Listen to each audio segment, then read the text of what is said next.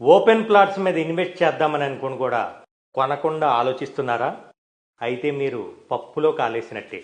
అవును, మీరు వింటున్నది నిజం. తెలంగాణలో గత సంవత్సర కాలంగా డిటిసిపి లిమిట్స్లో ఉన్న ప్రాంతాలను హెచ్ఎండిఏ పరిధిలోకి తేవటంతో కొత్త వెంచర్లకు పర్మిషన్లే రావట్లేదు. ఒకవేళ సంవత్సరం నుంచి పర్మిషన్లు ఆపకుండా ఇచ్చి ఉంటే ఇప్పుడు 15,000 గజం అమ్మే స్థలాన్ని 25,000 కొనాల్సి వచ్చేది. ఎందుకంటే ఇప్పుడు ప్లాట్ల రేట్ల కంటే వెంచర్ వేయడానికి కావలసిన స్థలమే ఎక్కువ రేటు కొనాల్సిన పరిస్థితి ఉంది.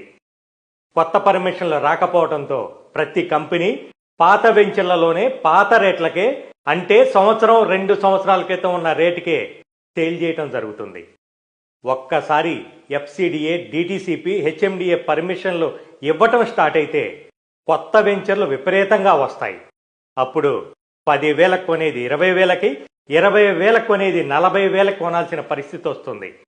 అర్థమైంది కదా? ఇప్పుడున్నది ఖచ్చితంగా బయ్యర్స్ టైమే. కాబట్టి అనుకోకుండా వచ్చిన ఈ అవకాశాన్ని సద్వినియోగం చేసుకొని చుట్టుపక్కల డెవలప్మెంట్కి ఆస్కారం ఉండి అన్ని అప్రూవల్స్ ఉన్న ప్రాజెక్టులలో ఇన్వెస్ట్ చేయండి. తక్కువ సమయంలోనే ఎక్కువ ప్రాఫిట్ వచ్చే అవకాశాన్ని సద్వినియోగం చేసుకోండి.